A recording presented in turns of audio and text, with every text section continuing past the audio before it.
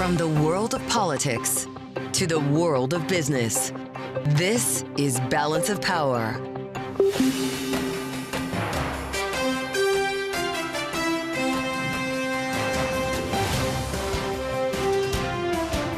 Live from Washington, D.C. From Bloomberg's Washington, D.C. studios to our TV and radio audiences worldwide, welcome to Balance of Power. Alongside Joe Matthew, I'm Kaylee Lyons. President Trump set to announce tariffs on autos from the White House any moment now, a week before his planned Liberation Day reciprocal tariffs. Mary Lovely of the Peterson Institute joins us with more. The announcement coming as the White House faces renewed pressure over the Signal group chat detailing strike plans in Yemen after the journalist who was inadvertently added released the full exchange. Former Congresswoman and DOD National Security Specialist Stephanie Murphy will have reaction. And the Congressional Budget Office warning the federal government could face the risk of default as soon as August as Republicans push to raise the debt ceiling as part of a budget reconciliation plan. We'll have more with Republican Congressman Brian Stile of Wisconsin as we zero in on the X date. Thanks for joining us on the Wednesday edition of Balance of Power here on Bloomberg TV and radio. Kaylee, we're waiting news from the White House any moment now from President Trump, who's not talking about Signal. He's talking about tariffs. Yeah, auto tariffs specifically, something he has been teasing for some time. His remarks were scheduled to begin at 4 p.m. Eastern time. They have not begun as we begin this 5 o'clock hour. But, of course, we did get a little preview from the president earlier today in the East Room. Right after this, we're going to be making a big special announcement, Howard and I and Scott and a few of the people on cars. We have Liberation Day in America. That's where we take back all of this money that's been ripped off from us for so many decades. The president referencing Commerce Secretary Howard Lutnick and Treasury Secretary Scott Bessent for more. As we wait for the president to speak live, we turn to Bloomberg's Joe Deaux. It's great to have you with us, Joe, on Balance of Power. What do we expect to hear this evening when the president talks about auto tariffs? There's been some reporting that it may not, for instance, include auto parts. Right. I think that's the big discussion, right, is it just assembled or does it include parts? That's obviously the big question. I think there were some questions thrown at the White House earlier about like what kind of details we should expect. And so far, there are just no details out there. So the market's going to be waiting to find out what that is. At least they now know that they're going to get an announcement today. Well, and it's this announcement with the announcements we've already gotten in regard to steel and aluminum tariffs, with the expectation we'll have an announcement next week on Liberation Day about reciprocal tariffs, with the suggestion, according to Bloomberg's reporting, that we could soon be getting an announcement on copper tariffs. Joe, how do all of these layer on top of one another? Yeah, I mean, it's pretty wild, right? There's so much tariffs to a point where everybody in the market is maybe a little bit confused. In many cases, you have traders, hedge funds just sitting on their hands waiting to see actually what comes out. I mean, the tariff on copper, as you mentioned, we broke exclusively last night that the timeline has been shortened compared to what the market was expecting. I mean, now we're expecting weeks before a tariff is announced on copper, and that is opposed to the months that people were expecting it to be. I mean, Goldman Sachs had said in a note to its clients earlier this week that they expected the announcement to come into place sometime later this year. You add on top of that the tariffs of steel and aluminum that already exist, the auto tariffs that are about to come, and then, of course, you have reciprocal tariffs. And, of course, on top of that, you have the questions of what's going to happen to Mexico and Canada. All of this is a lot, right? And the worry is, of course, you have to start stacking tariffs. I mean, on the autos alone, if you're talking about parts, right, you're talking about aluminum and you're talking about steel, sometimes these things cross the border multiple times, especially between Canada and Mexico. And the worry is really, how is that going to compound? That's the kind of extreme concern that you have as an investor in these markets when it's impossible really at this moment for you to account for what you're supposed to expect. All right, Bloomberg's Joe Deaux, great reporting. Thank you so much. And for more analysis as we await the remarks from President Trump, we turn now to Mary Lovely, Senior Fellow at the Peterson Institute for International Economics. Welcome back to Balance of Power, Mary. As we wait for President Trump to make this announcement on autos specifically, to the point Joe was just making, can we really view these auto tariffs in a vacuum, or is their economic impact not so much about those tariffs alone, but how they work in conjunction with all of the other levies we have seen or expect to see? Oh, yeah, it's great to be watching, waiting for this announcement with you tonight. Joe's absolutely right. We're waiting to see how these tariffs are going to interact with one another. What we do know already is the tariffs on steel and aluminum, such as they are, will increase the price of steel in the U.S. That will drive up the cost of autos. We've already seen auto prices going up. That's going to continue. These tariffs, if they go ahead tonight, will further increase the price of autos. And of course, it will reduce domestic sales because people are getting to the point where they need to drive their vehicles longer, postpone buying that car because the price will be increasing significantly depending on the rate that's announced tonight. Mm-hmm. But wait, Mary, this is Donald Trump. Aren't we going to have a 30-day review period and everybody comes back in off the ledge after the president makes the first announcement of the first salvo? Well, we may, and that presumably is to give time for our trading partners to negotiate. It's not clear what will be negotiated in this case. One of the problems with driving up the cost of producing in the United States is that, low tariffs no longer become viable. The U.S. has a 2.5% tariff on vehicles. That has allowed the U.S. to have a vibrant market. It has allowed sort of niche consumers to find vehicles that are made in other countries for sale here. Cars that are sold in large quantities, minivans, SUVs, tend to be, made in North America. So we're going to see reduced choice for Americans. What would come from waiting for another month? It's really not clear. Auto executives, auto companies are not able to, as you know very well, rearrange their supply chains in 1 month. And they're already still reeling from really trying to figure out what is the meaning and how long-lasting will be the tariffs that have already been placed on Canada and Mexico on so-called non-compliant goods. Non-compliant with the USMCA, of course. And then we're waiting, of course, for next week when we find out for more tariffs on trading partners and different sectors. Well, and when you bring up Mexico, obviously that is one of the biggest market from which the U.S. imports autos. Another big one is Europe as well, which hasn't been shy about retaliating against the levies the U.S. has put into place. Mary, how should we be viewing the other side of this, the tariffs on U.S. products that could come as a result? Well, they're very destructive to our exporters, which are among the most productive, innovative companies in the U.S., including our ag exporters. They're going to feel the pain. The U.S. Farm Bureau is already arguing about the impact of the tariffs on its farmers, on potash, for example, driving up the cost for American farmers. They're going to be locked out of markets. Our autos will be locked out of foreign markets. They'll face similarly high tariffs. So President Trump is, I think, expected to announce that levies are going to be low, relatively low in his view. I'm sure they'll be high from the point of view of our trading partners, but that we may, in fact, go higher if countries want to retaliate. So it's really going to be a double threat that we see, or at least that's what we're expecting. Nevertheless, countries may feel that they're backed into a wall and that the only thing they really can do is to retaliate. President calls it Liberation Day, right? A week from today, the reciprocal tariffs.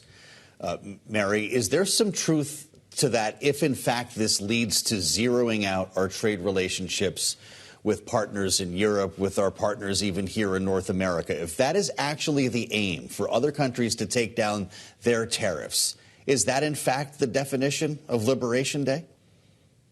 Well, I mean, there's lots of misuses of the English language here. First of all, reciprocal suggests that these, in some sense, are fair.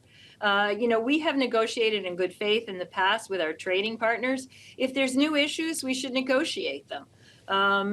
People will argue with that, but this kind of really threatening tariffs, threatening different actions against foreign partners is unlikely to really get where we want to be, which is low trading partners, level playing field for U.S. producers. The idea of Liberation Day really should be called Steal from Your Wallet Day, because that's what will happen. We're going to see higher prices for many goods that U.S. businesses buy to keep themselves competitive. They're going to be whacked with tariffs abroad.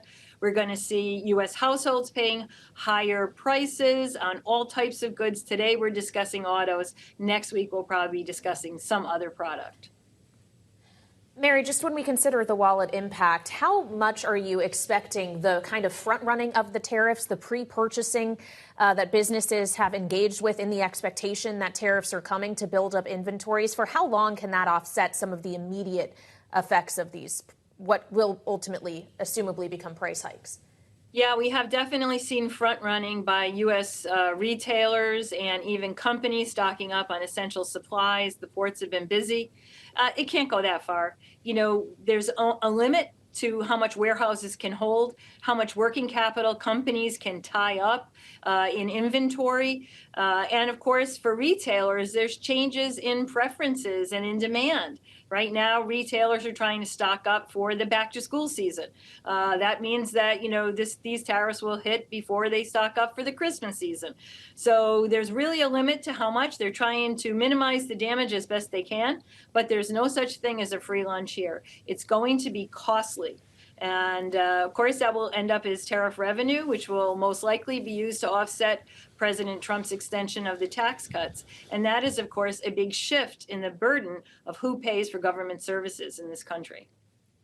Well, we're about to find out together here at least what the president has planned for autos. Mary Lovely, thank you so much, Mary, senior fellow at the Peterson Institute for International Economics on Balance of Power. Coming up, we'll be tracking what the president has planned. He's going to be speaking from the Oval Office, and we'll update developments in the Signal group chat security breach. Details from Bloomberg's Kate Sullivan. It's all ahead on Balance of Power on Bloomberg TV and radio.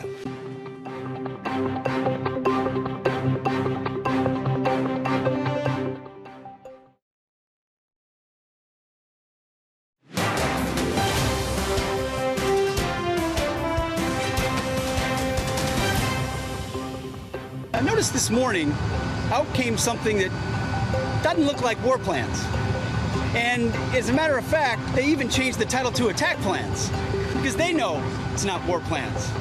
There's no units, no locations, no routes, no flight paths, no sources, no methods, no classified information. The Secretary of Defense Pete Hegseth earlier today joint base Pearl Harbor as he travels in Hawaii, responding to newly released text messages detailing an attack plan in Yemen earlier this month. Those messages published today by The Atlantic in a follow-on report include an accurate timeline of when and how the U.S. strikes took place. Secretary Hegseth, other top Trump security officials continue to deny the messages included any classified information. And joining us now with the latest, Bloomberg's Kate Sullivan. Kate, it's great to have you back. The administration, forget firing someone here, is maintaining no wrongdoing. That's right. And I think where we are now is there are real questions about whether Mike Waltz and Pete Hegseth are going to be able to weather this. Yeah. You know, for now, we're seeing Trump and the White House really stand firmly behind them. I actually was in the cabinet room yesterday with Trump and Waltz. It was the first time that we saw both of them on camera in front of reporters since this bombshell Atlantic reporting came out. And, you know, we saw Trump really defend Waltz. He said he didn't have to apologize, that he'd been unfairly attacked. He did say that there were lessons learned, but I think overall what you saw was he was minimizing the severity of this breach. But as you know, things can change very quickly in Trump world. And I will also note that Caroline Leavitt was asked in the White House briefing today, point blank, you know, is anyone going to lose their job over this? And she really dodged the question and said something to the effect of, you know, Trump has confidence in his national security team.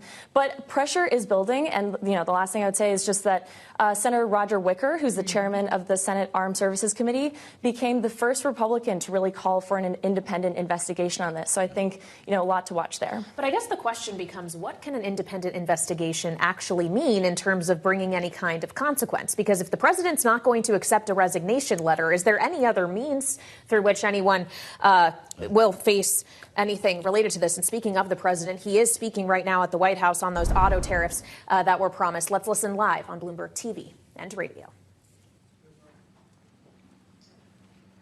Thank you very much. It's an honor to be with you today. We just celebrated Women's Day at the White House. It was fantastic, attended by a lot of great women, All women are great. So this is the beginning of Liberation Day in America. We're going to take back just some of the money that has been taken from us by people sitting behind this desk or another desk that's not quite as nice, but they have their choice of 7, as you know. And we're going to charge countries for doing business in our country and taking our jobs, taking our wealth, taking a lot of things that they've been taking over the years. They've taken so much out of our country, friend and foe. And frankly, friend has been oftentimes much worse than foe. And this is very modest. And what we're going to be doing is a 25% tariff on all cars that are not made in the United States. If they're made in the United States, there's absolutely no tariff. We start off with a 2.5% base, which is what we were at, and we go to 25%. And basically, as you know, and as you've been seeing, not reporting as accurately as it should be reported because it's a massive story. Business is coming back to the United States so that they don't have to pay tariffs. And I think also because of November 5th, the election, they're very happy. AI is coming back to levels that nobody's ever seen before. It's a new, sort of a new business, I guess, when you think about it. But it's plants are going up all over the United States, and many of them have already been started.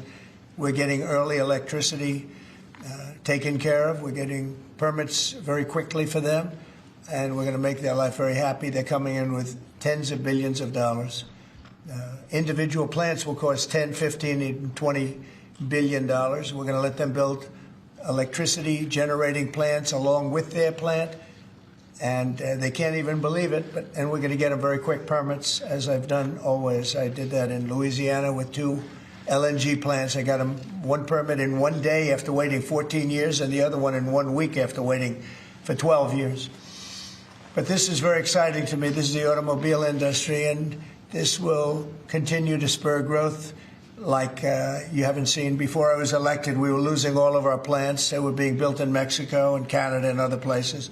Now those plants largely have stopped, and they're moving them to our country. In Indiana, the great state of Indiana, I love Indiana.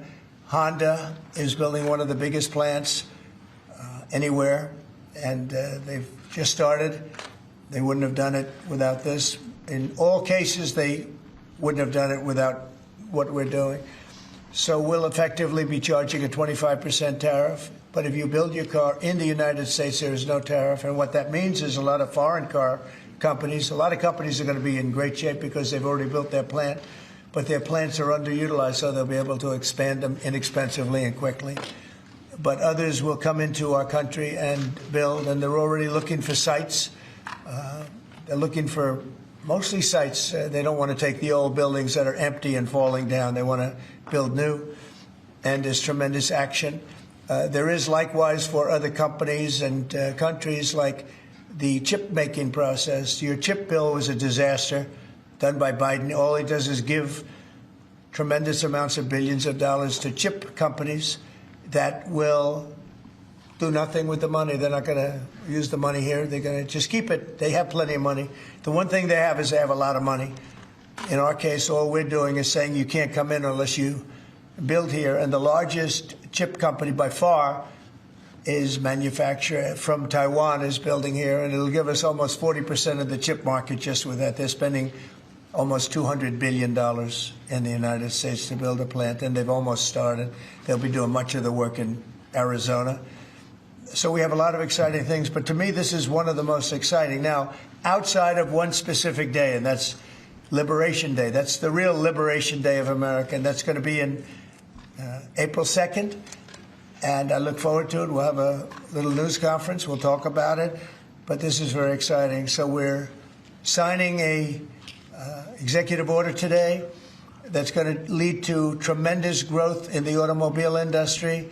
As you know, the electric mandate that we did allows you to buy a car now, electric or gasoline-powered or hybrid. You can buy any car you want. We had it so that within a short period of time, you had to buy all electric, and the country could never provide the money necessary to build all of those power plants that you would need all over the country. As you know, in the Middle West, they built 8 power stations. That's like the size of this desk or smaller. And they ended up spending $9 billion on 8. And of the 8, 4 of them didn't work. and we're not doing that. So you can buy electric, or you can buy gasoline, or you can buy hybrid, or you can buy whatever you want to buy, and that's the way it should be. The market's going to determine that, and you're going to see prices going down, but it's going to go down specifically because they're going to buy what we're doing, incentivizing companies to, and even countries, but companies to come into America and build. And we're already setting records for new plants. I think the new plant number, the tally, is just within a period of a few weeks. It's very large. I want to be accurate. It's very large. And I'd like to ask Will just to come and give some of the basics, and then I'll sign it. And it's off to the races. I think our automobile business will flourish like it's never flourished before. Yes, please, Will. Thank you, sir. As you stated, we've prepared for your attention a proclamation imposing a 25% tariff on foreign-made cars and light trucks. This is in addition to tariffs that are already in place on those goods. In addition to, as you said, spurring increased domestic manufacture of cars and trucks, we expect that these tariffs will result in over $100 billion of new annual revenue to the United States of America in tariff revenue. I think ultimately we could probably anywhere from $600 billion to $1 trillion will be taken in over the relatively short-term period, meaning a year from now, but starting right away. I think we'll go from 600 to $1 trillion within 2 years. And I think we'll be right from the beginning, we're going to be at a very high number, right from the beginning. And right from the beginning, you're going to have a lot of construction jobs, but you're also going to have a lot of automobile jobs. So this is very exciting. But it's also exciting because of what's happening with other aspects. We're going to be doing tariffs on pharmaceuticals in order to bring our pharmaceutical industry back. We don't make anything here in terms of drugs, medical drugs, different types of drugs that you need, medicines. It's in other countries, largely made in China, a lot of it made in Ireland. Ireland was very smart. We love Ireland. But we're going to have that. We're going to have lumber. We're going to free up some of our land. And you'll be able to meet a lot of other standards like fire cuts. If Los Angeles had fire cuts, which they didn't have, that's a gap of half a football field between areas. You wouldn't have had the fires. They would have been contained. But you have fire cuts. And by the way, you sell that wood for a lot of money, a lot of profit is made from that. But we're going to be doing lumber. We're freeing up our land so that so that we don't have to use outside sources of lumber. Energy, we're doing fantastically well at. You know, the energy prices have been coming down rapidly as we increase supply, and we've already done that. We have Chris and Doug are doing a fantastic job in that. That's Department of Energy and Department of Interior. And they're working together hand in hand because Interior has the land and Energy has the ability to do the drilling and do what they have to do. Our coal areas are going to be opened up for clean, beautiful coal. Germany's opening up many coal plants now. You know, they tried the wind and it didn't work. They almost went out of business. They almost went bankrupt. They tried wind, which is a disaster because it's too expensive and it doesn't look good, kills all the birds, a lot of problems. But Germany is now building a lot of coal plants. China is building one a week. Think of that. And they're using coal, which is very powerful. Coal is a very powerful energy. And we're opening up our coal mines again, and we're going to do, I call it beautiful, clean coal. The technology is so good now that coal can give you tremendous power at the same time. It can be very clean. But we're also obviously doing oil and gas and various other things. You can do pretty much whatever you want. We don't like the wind because we think it ruins the landscapes, the plains, ruins them. And it's got a lot of problems. It's also by far the most expensive energy. It looks horrible in the oceans. It's dangerous in the oceans in terms of navigation. And if you look at what's happening with whales, you know, in one area, they lost 2 whales, like in 20 years, washed ashore. And this year they had 17 wash ashore. So there's something happened out there. There's something driving the whales a little bit loco. But they lost 2 in 20 years. And now they lost 17 in a short period of time. So it's something wrong out there. So this is very exciting. This is going to lead to the construction of a lot of a lot of plants, and a lot, in this case, auto plants. And you're going to see numbers like you haven't seen, both in terms of employment. Takes a little while. You're going to have great construction numbers initially, and then ultimately you're going to have a lot of people making a lot of cars. And one other thing, we have the Speaker of the House with us, who's doing a fantastic job. And where's Mike? And we're trying to get approved. Mike, thank you very much for being here. We're trying to get approved, if we can.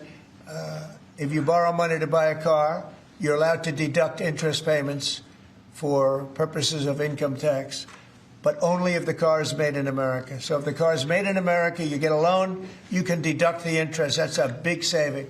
A lot of people in that part of the world, in terms of buying cars, a lot of them don't think in terms of deductions. People that think in terms of deductions are very wealthy people. But people are going to start understanding what a good deduction is all about. So when you get a loan to buy a car, and I think it's going to pay for itself. I don't think there's any cost. I think you're going to have so many cars built. But you're only going to get that deduction of interest if the car is made in the United States of America. So I'm going to sign this. And, Mike, I hope you can get that, because I think it's going to be amazing in terms of the number of cars that are going to be made because of it. And I want to thank Howard Lutnick, our fabulous commerce chairman. That's what he is. He's a chairman. He's a very successful guy, a great guy. And we have a big day, Howard, coming up next week. It's going to be good. That's Liberation Day. That's going to be on the 2nd, and that's going to be reciprocal. And I think people will be impressed. We're going to be very fair. We're going to be very nice, actually. We have not been treated nicely by other countries, but we're going to be nice. So I think people will be pleasantly surprised, but it's going to make our country very rich, because we're the piggy bank that everybody steals from, and they've been doing it for many years, for decades, so we're not going to let it happen. So, but we're going to treat people very nicely. We're going to treat other countries very, very nicely, and I think it's going to have a very positive effect on everybody, including those other countries. So I'll sign this, and we will see you again on April the 2nd. In terms of this, it's going to be another round, and it's about making America great again, making it strong and prosperous again. Thank you very much. So Mr. President, on tariffs, Mr. President, on the car tariffs, how do you assure that a car coming into the country is fully built? Could an automaker in Germany say, leave the tires off a car? Yeah, we're going to have very strong policing, and it's pretty easy to do.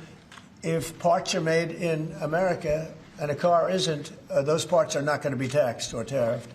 And we'll have very strong policing as far as that's concerned. For the most part, I think it's going to lead cars to be made in one location. You know, right now, a car would be made here, sent to Canada, sent to Mexico, sent all over the place. It's ridiculous. So this is a very simple system.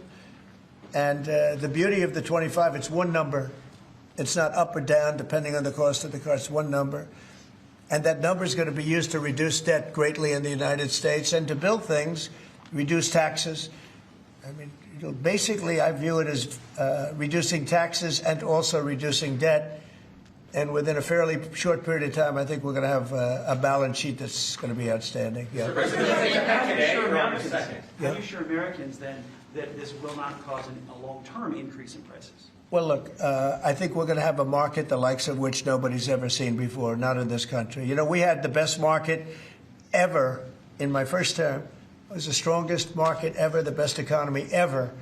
And I think I think this blows it away. But this is something that people have wanted to do, presidents have wanted to do for a long time. A lot of them didn't understand it. It wasn't a priority for them. But foreign countries understood it very well.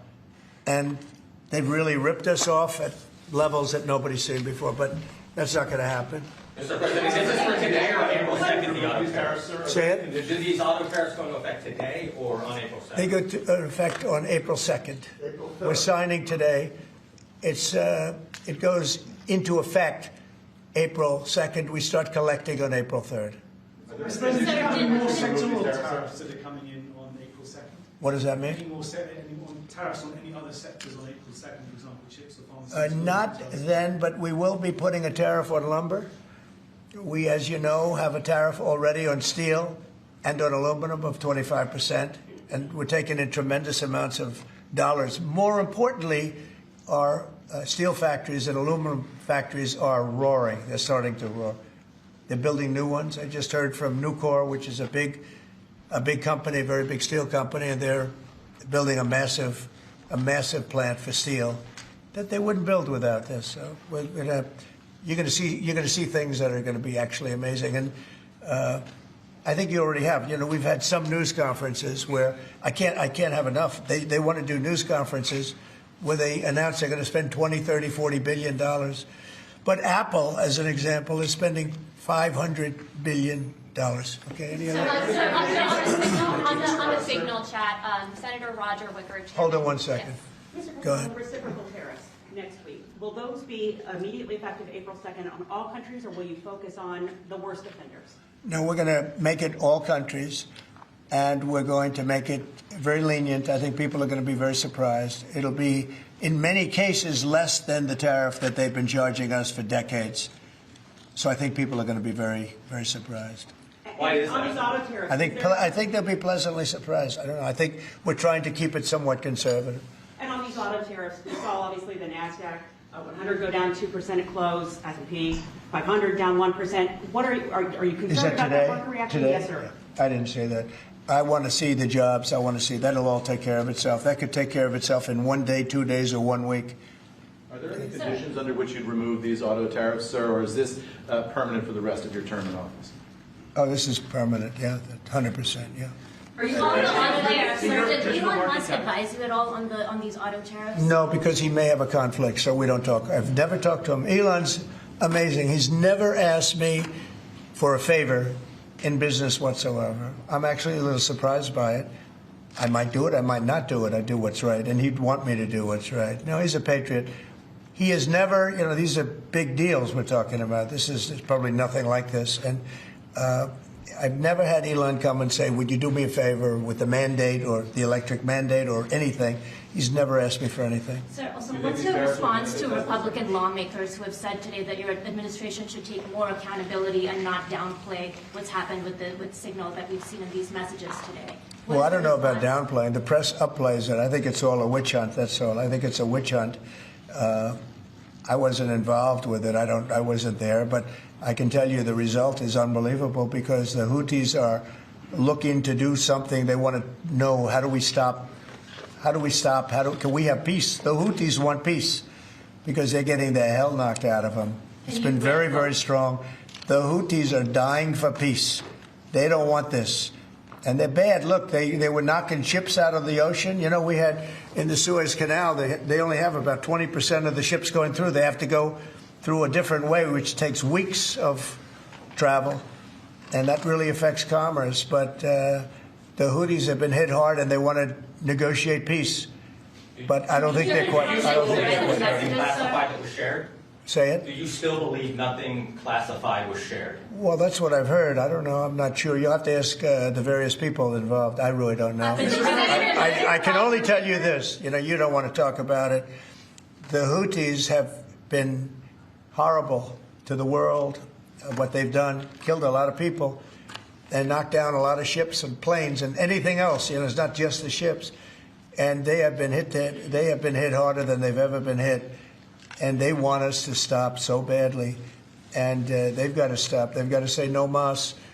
But I can only say that the attacks, it's attacks every day, every night. It's not just the one. You're talking about one. The attacks have been very successful, even beyond our wildest expectations. We've hit them very hard, very successfully. And we're going to do it for a long time. We're going to keep it going for a long time. Senate Republicans have asked, said that they would formally ask the administration for an Inspector General report on the Signal issue. Will you agree to that? It doesn't bother me. I don't know. You know, I want to find if there's any mistake or if a Signal doesn't work. It could be that Signal is not very good. You know, it's a company. Maybe it's not very good. I think we'd rather know about it now. There was no harm done because the attack was unbelievably successful that night, and it has been unbelievably successful every single night for the last 4 or 5 nights. So, And you're responsible. and that's the thing that you should be talking about.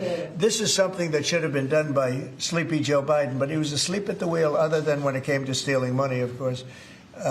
Joe Biden should have done this attack on Yemen, which is basically a certain group within Yemen, the Houthis, and this should have been done by Joe Biden, and it wasn't. And that's caused this world a lot of damage and a lot of problems. He's responsible, but he's also overseeing the investigation to find out what went wrong. Maybe who's responsible? But Waltz says that he's responsible.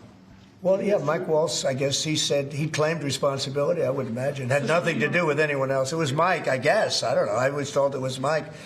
But again, the attacks were unbelievably successul, and that's ultimately what you should be talking about, I think. Mike he took responsibility for it. Should Secretary Hegseth consider his position over this? Say it? Should Secretary Hegseth consider his position over the signal? Hegseth is doing a great job. He had nothing to do with this. Hegseth. How do you bring Hegseth into it? He had nothing to do. Look, it's all a witch hunt. Here we are talking about some of the greatest business deals ever made. The greatest companies in the world are moving into the United States, and you want to ask about whether or not Signal works. I don't know that Signal works. I think Signal could be defective, to be honest with you. And I think that's what we have to, because you use Signal, and we use Signal, and everybody uses Signal, but it could be a defective platform, and we're going to have to find that out. Mr. President, have you been briefed about soldiers in Lithuania? Say it? Have you been briefed about the soldiers in Lithuania who are missing? No, I haven't. Mr. President, have you spoken, sir, with the big 3 automakers about these tariffs? What was their reaction? I have. What was their reaction? It depends on whether or not they have factories here. I can tell you, if they have factories here, they're thrilled. If you don't have factories here, they're going to have to get going and build them, because otherwise they have to pay tariffs. Very simple. And most of those have pretty big factories here, like General Motors has big factories here. They're going to move their parts divisions back to the United States, because some of them were made in Canada and some of them were made in Mexico and other places. They'll be moving their parts division back to the United States in factories where they may be at 60% capacity, so they don't even really have to build too much of a factory. But, generally speaking, if they have factories here, plants here, where they make their cars and equipment, but they make their cars here, they are thrilled. Same thing with the steel industry. Steel industry is now paying a 25% tariff, as you know, I put it on last week, and the business is roaring in the United States. And we can't, because of military, we can't lose the steel industry. If I didn't put the initial tariffs on steel in my first term, you wouldn't be able to have a military, because we wouldn't have. Every steel company would be bankrupt in the United States, and every plant would be closed. But now they're booming. And putting this tariff on, this additional tariff for steel and aluminum, it's making them thrive. And it's already happened. Mr. President, coming up on the deadline for the TikTok sale, will you extend that deadline if you don't have a deal? Do you support Oracle? Well, we will have a form of a deal. TikTok is very popular, very successful, very good. We're going to have a form of a deal, but if it's not finished, it's not a big deal. We'll just extend it. I have the right to have the deal and to extend it if I want. So we'll see whether or not we have a deal. We have a lot of interest in TikTok. Is there a way for a U.S. company to operate it and ByteDance to still have a share of the algorithm? Well, there are numerous ways you can buy TikTok, and we will find the one that's best for the country, for our country. I'm worried about our country more than anything else with respect to TikTok. And China is going to have to play a role in that, possibly, in the form of an approval, maybe. And I think they'll do that. Maybe I'll give them a little reduction in tariffs or something to get it done, because every point in tariff is worth more money than TikTok, if you think. Every point. Tariff is a much bigger world, and TikTok is big, but every point in tariffs is worth more than TikTok. So in order to get China to do, maybe I'd give them a reduction in tariffs, as an example. Sounds like something I'd do. Do you think the tariffs are going to be good for Tesla, sir? Good for who? Tesla, which makes it good. Well, he is a fantastic Tesla. Will tariffs be good? I think they may. It could be a net neutral, or they may be good. He has a big plant in Texas. He has a big plant in California. And anybody that has plants in the United States, it's going to be good for, in my opinion. Mr. President, the European Union has return education control to the states. How would you handle it if a state like California were to put in place education policy? You know, I haven't seen a mask in so long. You're wearing a mask. So nice of you. I haven't seen anybody wearing a mask in a long time. It's good. You feel more comfortable, right? Yes. Good. That's good. So go ahead. You said you want to return education control to the states. How would you handle it if a state like California were to put in place education policies you disagree with? Well, I think that California is going to be tougher because they're doing badly on everything they do. You know, everything they touch turns bad. So a place like California would be tougher for education. But what I would see with California is you'd have a Los Angeles department, and you'd have Riverside. You'd go to various places.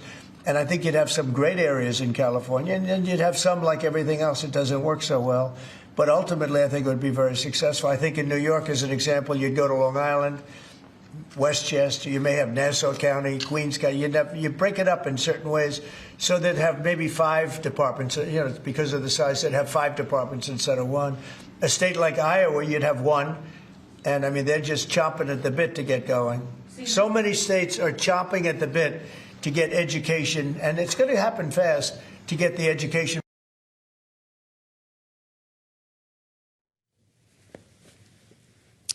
Guess we lost our feed from the White House, straight from the Oval Office. President Trump, in the promised news conference that we were standing by for here, specifically with regard to auto tariffs. This, of course, moved through a number of different topics and onto the whole Signal chat flap. But, Kayleigh, 25% tariff on all cars not made in the United States. Yep. Here's the thing. Not till April 2nd. So questions about why this was added to the schedule today against the backdrop of the Signal scandal may have been answered. The president actually didn't really end up making a lot of news. He signed an executive order that will simply bring us to what he calls Liberation Day, which was already planned for next week. Yeah, he characterized this as the beginning of Liberation Day, making an announcement now for something that isn't actually going to take effect until all of the other tariffs, which he was alluding to in his remarks as well, specifically noting the reciprocal tariffs that will go into effect. He said on all countries, though he also said he thinks countries will be pleasantly surprised by the levels that they've decided on, suggesting there may be a little bit more leniency. I think the words he used were nice and fair. That's right, even though all will be, I guess, involved here. Unclear exactly why we reached for auto tariffs today, because we didn't really update the story. There was some news there on the Signal flap, however. Asked to respond to lawmakers calling for more accountability on Signal. He said, I don't know about downplay. The press plays it up. It's a witch hunt. He also suggested that his defense secretary, Pete Hegseth, had nothing to do with it, even though The Atlantic, in its updated piece today, which showed the receipts of this group chat where its editor-in-chief was inadvertently added, that showed Pete Hegseth did text details on the kind of military aircraft that would be striking targets and when those strikes would happen. There's a massive question as to whether or not that was actually classified information at the time that it was shared. And for more, we turn to Stephanie Murphy, former national security specialist at the Department of Defense and former Democratic Congresswoman from Florida. Congresswoman, welcome back to Bloomberg TV and radio. When you saw the text that Pete Hegseth sent, specific times, the mention of F-18s, of Reaper drones, of a target, a terrorist at his known location, is that information you would have considered in your time at the DOD classified? Yeah, so not only did I serve at DOD, I was the vice chair of the Intelligence and Special Ops Committee in Congress. And I think 2 key things jump out. One, time, tactics, and target. Pre-strike is certainly classified information. And I think the other thing is that, our enemies, their signals intelligence, their ability to collect off of cell phones and off of these types of apps is very good. That's why we have a classified, what's called a high side, and an unclassified military system for these types of communications, as well as secured compartmented information facilities for these conversations to happen.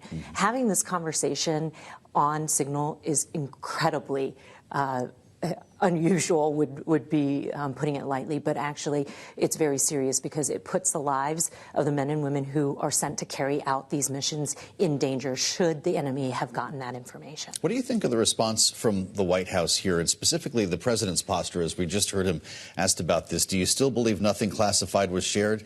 He said, that's what I heard. I don't know. Senate Republicans want an IG report on Signal. Doesn't bother me.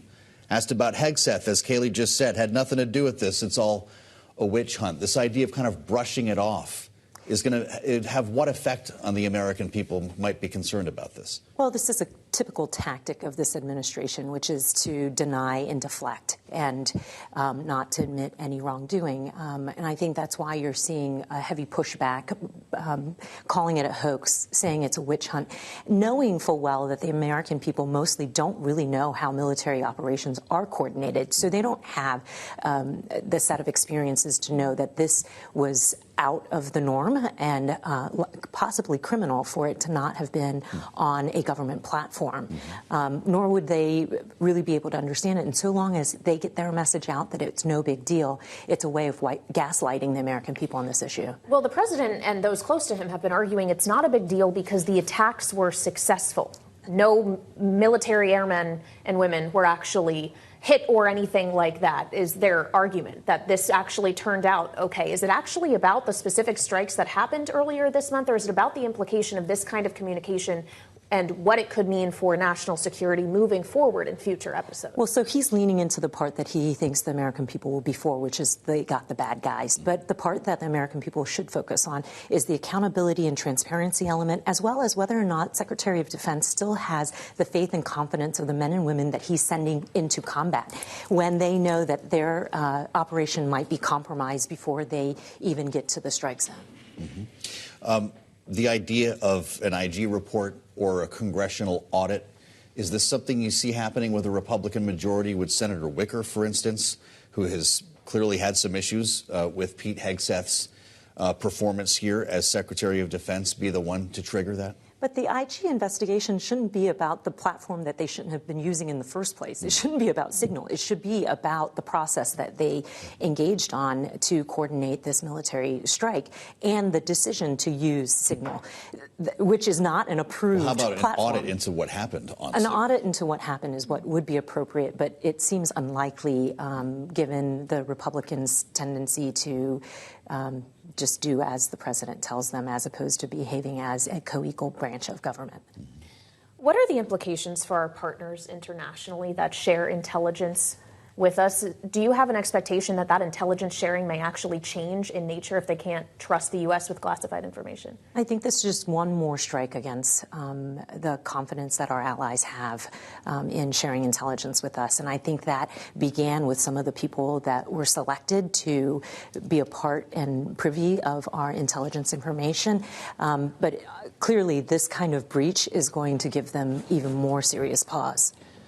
A perfect day to have the voice of Stephanie Murphy, former Democratic Congresswoman from Florida. It's great to have you with us, Congresswoman. Thank you. As we assemble this evening's political panel, Megan Hayes is with us, Democratic strategist, former special assistant to President Biden. Also with us, Lester Munson, co-head of international practice at BGR Group, our Republican strategist.